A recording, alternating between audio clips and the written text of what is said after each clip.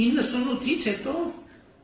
Քոչարյանի ընտրվելուց հետո 98-ին ոչ մի այդպիսի հանդիպում չի լինում։ Բայց հիմա եկեք հետադարձ նայենք,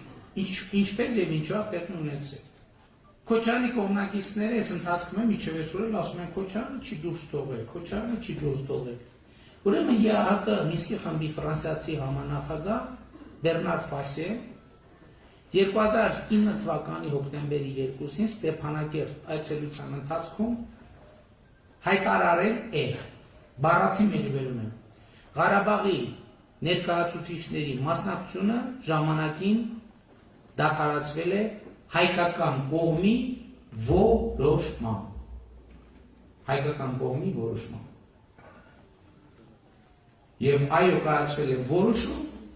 որով պատերազմի արդյունքները ոչնչացվել են։ Ինքը Քոչարյանը 2004 թվականի ապրիլի 3-ին Գոլս Արմենի թերթի ընթերցողների հարցերին պատասխանելիս անդրադարձել է Ղարաբաղին բանակցային սեղանից դուրս թողնելուց։ Մեջբերում եմ ինչ ասել։ Տպավորություն է ստեղծվել, որ Հայաստանը պատրաստ է կարգավորման ցանկացած ձևի, բայց խնդիրը Ղարաբաղն է, ավելի ճիշտ Ղարաբաղի ղեկավարությունը։ Հարց էր առաջանում, միթե Հայաստանն ի վիճակի չէ իրենից Ղարաբաղի ակնհայտ կախվածության պայմաններում ճնշում գործադրել եւ ստիպել համաձայնել այս կամ այն դիրքորոշման հետ։ Ես առաջարկել եմ փոխել այդ տեսակետը եւ փորձել Հայաստանի ռեսուրսն օգտագործել հիմնախնդրի կարգավորման վերաբերյալ սեփական դիրքորոշումը եւ մոտեցումները մշակելու համար։ Այսինքն ոչ թե մենք համաձայն ենք կարգավորման ցանկացած ձևին, որին կհամաձայնվի Ղարաբաղը, այլ մենք սեփական դիրքորոշում եւ պատրաստ ենք այն պնդել։ Իմ ընտրվելուց հետո ես այդպես էլ արեցի։ Մարդը բառացի ասում է, ես որոշել եմ, որ Ղարաբաղը պետք չի բանակցային սեղանին մասնակցի։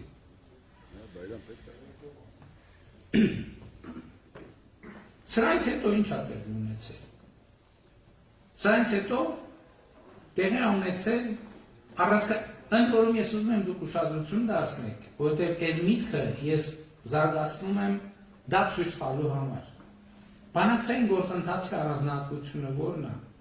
որ բանակցային պրոցեսում ասված, սեղանի շուրջ քննարկված ոչ մի բան ինքը անհետ չի կորում։ Ինքը դառնում է մի բովանդակություն բանակցային, որը ինչ-որ փուլում վերադառնում է, որովհետև դա կարգավորման նախագծման գործընթաց է, որտեղ անընդհատ տարբեր դետալներ են նախագծվում եւ դրվում են պահեստում։ Եթե այդ պահին չեն օգտագործում, բայց նրանք կան գոյությունում են։ Սրանից հետո գալիս է հենց 1998 թվականին Ղարաբաղը դուրս է թողնվում բանակցային գործընթացում եւ տեսակ Ռոբերտ Քոչարյանի անձնական որոշմամբ եւ դրանից հետո տեղի է ունենում հետեւյալը 1999 թվականին ի հայտ է գալիս Մեղրիի տարբերակը։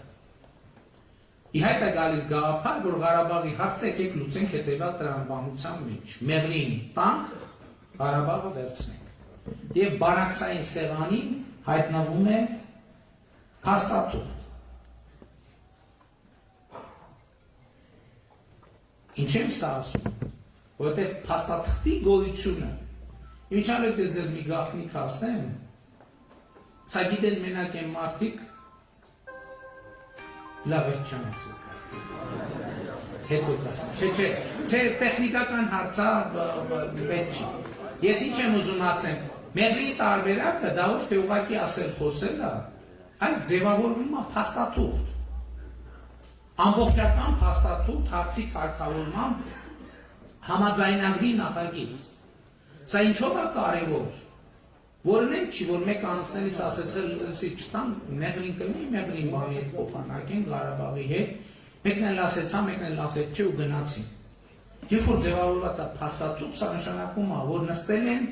փորձագիտական խմբեր, նստել են օրերով, շաբաթներով, ամիսներով աշխատել են ամեն կետի, ամեն բառի, ամեն ստորակետի վրա եւ իրեն դարձրել են ամբողջական փաստաթուղթ, ընդ որում փաստաթղթի մասնակցելը ոչ միայն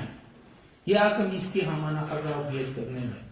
այլև Հայաստանի, Ադրբեջանի ներկայացուցիչները, Ղարաբաղի ներկայացուցիչները արդեն չէ, որովհետև նրանք արդեն դուրս են թողնված բանակցային գործընթացից։ Եվ ես ուզում եմ մեջբերել երկու կտոր համաձայնագրից։ Մեղրի փոխանակման սույն համաձայնագիրը ուժի մեջ մտնելուց հետո նախկին Լեռնային Ղարաբաղի ինքնավար մարզի տարածքը ստորակետ, Շուշիի շրջանն ու Լաչինի շրջանը փակագծերում 1988 թվականին եղած սահմաններում, ինչպես նշված է Ա հավելվածում, փոխանցվում են Հայաստանի Հանրապետությանը։ Սույն համաձայնագիրն ուժի մեջ մտնելուց հետո Մեղրի շրջանը փակագծերում 1988 թվականից եղած սահմաններում, ինչպես նշված է Ա հավելվածում, փոխանցվում է Ադրբեջանի Հանրապետությանը։ Չորրորդ հոդված համաձայնագիրն ուժի մեջ մտնելուց անմիջապես հետո Հայաստանը սկսում է իրականացնել իր զինված ուժերի դուրսբերումը ադրբեջանական բոլոր գրավյալ տարածքներից, ներառյալ Աղդամի, Ֆիզուլիի, Ջեբրայիլի, Կուբատլիի, Շահումյանի, Քերբաջարի, Զանգելանի եւ ուշադրություն դարձրի Ղազախի շրջանները։ Ղազախը գիտեք, չէ՞ որտեղ է։ Ղազախը Տավուշի մարզի սահմանակից Ադրբեջանի շրջանն է, այլ եմ կարծում։ Համաձայնագիրն ուժի մեջ մտնելուց անմիջապես հետո Հայաստանը սկսում է իրականացնել իր զինված ուժերի դուրսբերումը ադրբեջանական բոլոր գրավյալ տարածքներից, բառապաշարին ուշադրություն դարձրի։ Ներառյալ Աղդամի, Ֆիզուլիի, Ջերբրայիլի, Կուբատլիի, Շահումյանի, Քելբաջարի, Զանգելանի եւ Ղազախի շրջանները։ Զինուժի դուրսբերումը պետք է ավարտվի սույն համաձայնագիրն ուժի մեջ մտնելուց հետո 60 օրվա ընթացքում։ 5-րդ հոդված սույն համաձայնագիրն ուժի մեջ մտնելուց անմիջապես հետո սկսվում է ուշադրություն դարձեք Մեղրի շրջանի բնակչության եւ ներկայումս Աղդամի, Ֆիզուլիի, Ջեբրայիլի, Կուրբատլիի, Զանգելանի, Քելբաջարի եւ Շահումյանի շրջաններում բնակվող հայերի անվտանգ եւ կամավոր տեղափոխումը Հայաստանի Հանրապետության տարածք։ Այդ տեղափոխությունը պետք է ավարտվի սույն համաձայնագիրը ուժի մեջ մտնելուց հետո 60 օրվա ընթացքում։ Հիմա այստեղ գրաված տարածքներ արտահայտություն կա, ես ուզում եմ ձեզ ցույց տամ պապերը, որպեսզի այս գործի հեղինակներին հնարավորություն չտանք, որ իրենք ինչ-որ մանիպուլյացիաներով փորձեն փախնել թեմայից։ Գրաված տարածքներ։ Ուրեմն Ռոբերտ Քոչարյանի կողմից նշանակված արտաքին գործերի նախարար Վարդան Օսկանյանը 2001 թվականի մայիսի 8-ին Արամ Աբրահամյանի կողմից վարվող Ամեկ Պլյուս հեռուստաընկերության պոստսկրիպտում հաղորդման եթերում ասում է հետևյալը. Եթե մենք ստանում ենք Ղարաբաղի մեզ համար ցանկալի կարգավիճակը, խոսքը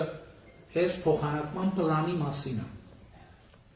Այդ հարցազրույցում իմիջիայլոց լրագրողը հարց է տալիս Մեղրի մասին, ասում է դե ես հիմա այդ հարցին չեմ պատասխանի, որովհետև դա բանակցային գաղտնիք է։ Բայց ես ուրիշ բանի համար եմ մեջբերում։ Եթե մենք ստանում ենք Ղարաբաղի մեզ համար ցանկալի կարգավիճակը, բոլոր օկուպացված տարածքները, Հայաստանի արտաքին գործերի նախարարն է ասում, բոլոր օկուպացված տարածքները, բացի Լաչինից, պետք է վերադարձվեն։ Այսինքն Լաչինը եւ մնացած տարածքները օկուպացված տարածքներ են, օկուպացված։ Ես որպեսզի այսօր մարդը ասում է բառադի հայտարարություններ չի կարելի անել երկրի ղեկավարին իբր հասկացած մեղադրանք աղում։ Վարդան Օսկանյանի այս հայտարարությունից հետո բնականաբար Հայաստանում մեծ աղմուկ է բարձրանում։ Եվ լրագրողները Ռոբերտ Քոչարյանին են դիմում, ասում են, «Ես ինչ ասում»։ Հիմա այդ բառադի հայտարարությունների կոնտեքստում են օգտագործում։ 2001 թվականի մայիսի 13-ին ԱՄՆ-ից վերադարձող Քոչարյանը լրագրողներին բացատրում է occupied, այս օկուպացված բառի անգլերեն ձևն է։ Occupied բառը բացատրում է։ Մեջբերում եմ Ռոբերտ Քոչարյանից։ Օդանավում լվացվելու տեղը ես հատուկ նկատեցի, որ գրված էր occupied։ Դա չի նշանակում զավթված կամ որևէ այլ նշանակության։ Այսինքն մեծ ասում են, հարց են տալիս, ասում են լսի, արտաքին գործերի նախարարը ասել է, որ տարածքները օկուպացված են, ասում է լրագրողներ ջան, ասում է Սամալյոտի զուգարանի մեջ որ գնում ես գրած է օկուպացված։ Այսինքն այս մարդը չի հասկանում այն լվացվելու տեղի, թե ինքը քանի որ հայերեն չգիտի,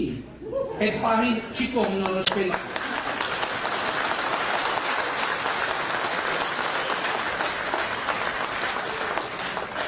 Այդ պահին չի կողմնորոշվել, էլի զուգարան բառը ասելը ասի կարող է, այդ շատ ամոթ է, որ զուգարան բառ օգտագործի, ասելա տենց մոտավորապես, գցե բռնելա լվացվելու, չի տարբերում, որ լվացվելու տեղի դռան վրա գրածը եւ միջազգային կոնվենցիաներում գրված օկուպայդ բառերը դրանք տարբեր բառեր են։ Հասկանում եք, եւ այդ մարդը այսօրեկել է խոսում է երկրի ղեկավարի կարգավիճակից բառադի հայտարարություններ անելու մասին։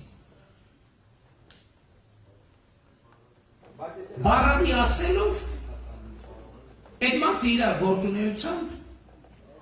Հայաստանի ղեկավարի կարգավիճակը եւ բառադիրությունը իր ղեկավարության ողջ ընթացքում հոմանիշ է դարձրի, բայց եկեք չշեղմենք։